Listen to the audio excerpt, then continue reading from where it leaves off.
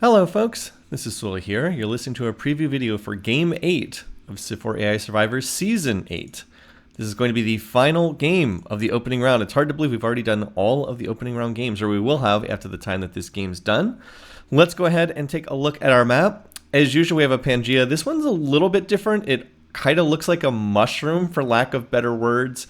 We kind of have leaders all around the edges here, and then the central jungle belt running through. All right, let's go ahead and take a look at our leaders, starting as always with our two seeded leaders. Our pool 1 leader on this map is Julius Caesar of Rome. We have changed his color to red because there are actually double Rome in this game. Augustus Caesar is also in this game.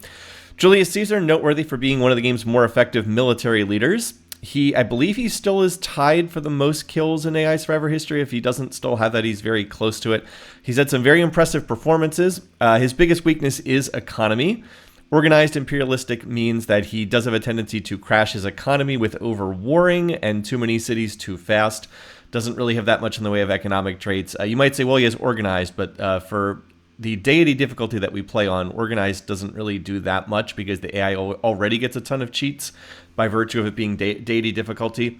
That said, Julius Caesar is very good at expanding across the map, and once he gets in a position to fight, he does have one of the game's best unique units in the Praetorian. For those who are curious, he does have iron over here. How quickly he'll settle this is a good question. There is an awful lot of desert in this area. In terms of where other iron resources are, there is another iron over here. And again, the reason why we point this out is because the Praetorian, and an iron here. The Praetorian is one of the game's most noteworthy unique units, and Julius Caesar tends to use them pretty effectively. So if you're looking for someone who's going to go the military route, he is probably going to be a favorite of those who suspect a domination ending. Okay, other leaders in this game. Our Pool 2 leader is Louis of France. Louis is noteworthy because he is the current defending champion of Civ4 AI Survivor. He was the winner of Season 7. He, in fact, won all 3 of his games in Season 7, the opening round, the playoffs, and the championship. It was a very dominant season for Louis. And that's all the more noteworthy because he had never won a game prior to last season, and then he won 3 in a row to become the champion. Louis is an oddball leader in a couple senses. He has some things that don't really come together particularly well. He has traits that pull in opposite directions, industrious and creative. Industrious tends to be build up your existing cities taller. Creative is more, let's get more cities on the map and expand wider. So they're a bit in contrast with one another. He also is a leader who loves to build wonders, but he also has a fairly high preference for going to war as well. It's not as high as Julius Caesar or Montezuma, those kind of leaders, but it's still fairly high. So those don't necessarily go together very well. Likes to build wonders, but also is pretty willing to declare war. As I said, it's a weird mixture, and that's been responsible for him not being super effective in most of our seasons. But it's like when it comes together, as it did last year, then he can be really effective, but he can also kind of spin his wheels out and not really do a whole lot either. So anyway, he's got this capital here. He does have the French Civ, which is one of the better Civs in Civ 4. And we'll see what he can make. Can he bring back the Season 7 magic? Now, the remaining leaders are unseeded leaders in this game. They were randomly drawn into the field. We will start in alphabetical order with Augustus Caesar, the other Roman leader who still retains the traditional purple here. Industrious and imperialistic. Remember what I said about how Louis has traits that kind of pull in opposite directions? Well, Augustus has the same thing, only even more so. Industrious and imperialistic are like the two most opposite traits in the game, except for maybe imperialistic and philosophical. They just don't really mix together. Augustus as a leader is much more peaceful than Julius Caesar. He is a high peace weight as opposed to a low peace weight leader, and he is much less likely to start wars, although he can still start them. He also does have a fairly high build wonder emphasis, so he may like to start wonder building. And I will say this is a capital that's pretty well suited to his traits, his starting text. Rome starts with mining and fishing. There's a gold mine, and there's a seafood resource to connect. For Augustus, the more concern is, where does he go after the capital? Because there's a lot of jungle in this vicinity. So he's going to have a nice capital. I'm a little concerned about where he goes after that. All right, next up in order, we have Cyrus, one of the two Persian leaders. Another imperialistic leader, by the way. This game is very, very heavy on imperialistic. We have 4 imperialistic leaders in this game. Charismatic imperialistic fits a little bit better together than I think some of the other traits that we were just discussing. Cyrus is a bit of a middle-of-the-road leader. He's on the lower side of the peace weight scale. He has a reasonably high declare war chance, but not like insanely high. As I said, he's a bit more towards the middle of the spectrum as compared to some of these other leaders. His specialty is kind of expanding across the map and then being in a good position to roll from there. Persian Civ is also pretty good. Does he have horses? Yes, relatively close.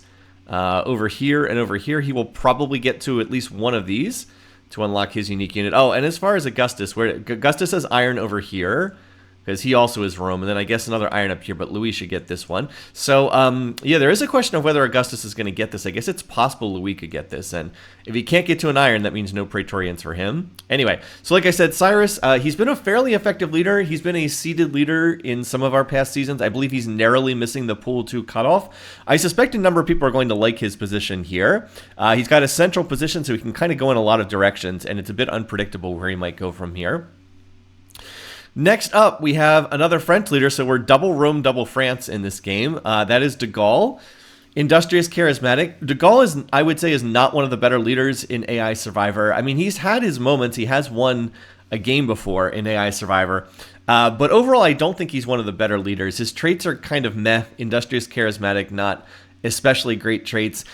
He has super low peace weight. He's actually peace weight 0, which I think was some kind of a joke on the part of the Firaxis programmers, because when they did this game in 2005, it was like the United States and France were in kind of a weird position due to the Iraq War. But anyway, de Gaulle, he doesn't really stand out. He's like a super low peace weight leader, but he's not that militaristic. He loves to build wonders. I think the most noteworthy thing about him is he has the highest score to vassal himself to another AI, although we turn off vassal states, so that's not a factor in this game. He's not really interesting in a lot of ways. Like I said, he does have a somewhat isolated position here in the Northwest. And of course, France is one of the better civs in Civ4, but I wouldn't say he's really stood out all that much in the past. So I don't think he'll be one of the favorites in this game, but you never know. He might surprise us. All right, over here in the north central portion of the map, we have Lincoln, the last American leader, philosophical, charismatic. By the way, we have a lot of charismatic leaders in this game too.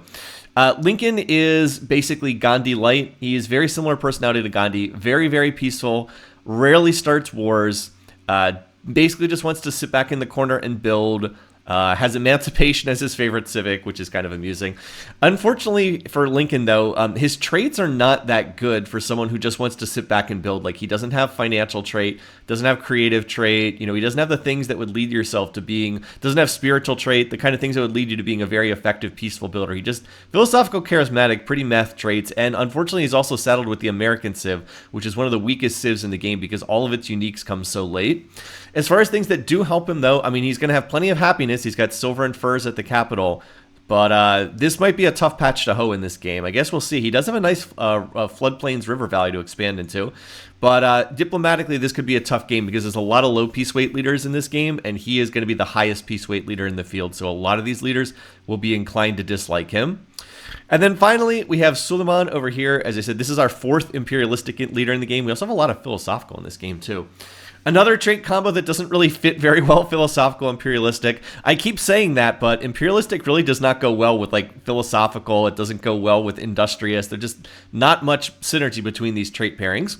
Suleiman does get to have the Ottoman civilization, which is a good civ. I keep saying that, like, weird trait combos, but strong civs. This is one of the better civs in Civ4 as well. Good starting techs, agriculture wheel, good uniques in the Haman unique aqueduct and the Janissary musket. So definitely some potential there. One thing I'll mention about Suleiman is he hasn't really done much in AI Survivor, but when we ran the alternate histories for last season, he apparently was like this incredibly dominant leader in his opening round game, like as dominant as we've ever seen, and then just it didn't happen in the game we watched on live stream. He like won like 15 or 16 of the alternate histories. So he won like 80% of the time, but like we didn't see that game, which is he ended up doing nothing in the game we actually watched, and sometimes that happens. So maybe we missed something with him, or maybe he just got really unlucky last year, but he was way stronger than we thought last year. I will say he's going to contend with this big jungle belt, so he definitely should prioritize ironworking in this game. We'll see if he's actually smart enough to do that. All right, so you know the drill by now. This is our last opening round game. This game will take place a week from when this video is posted to YouTube. That's going to be on Friday, August the 2nd, 2024. Friday, August the 2nd, and that will be at our normal noon Eastern starting time. Again, these games are live streamed. We'd run a picking contest for this game, which is linked below the video description, but if you're watching this, you probably know that already. So whether you watch on YouTube or if you're able to make the live stream, I hope you're able to join us for Civ4 AI Survivor, game number 8, season number 8, to take place next week. Until then, have a great week, folks, and I'll see you again soon.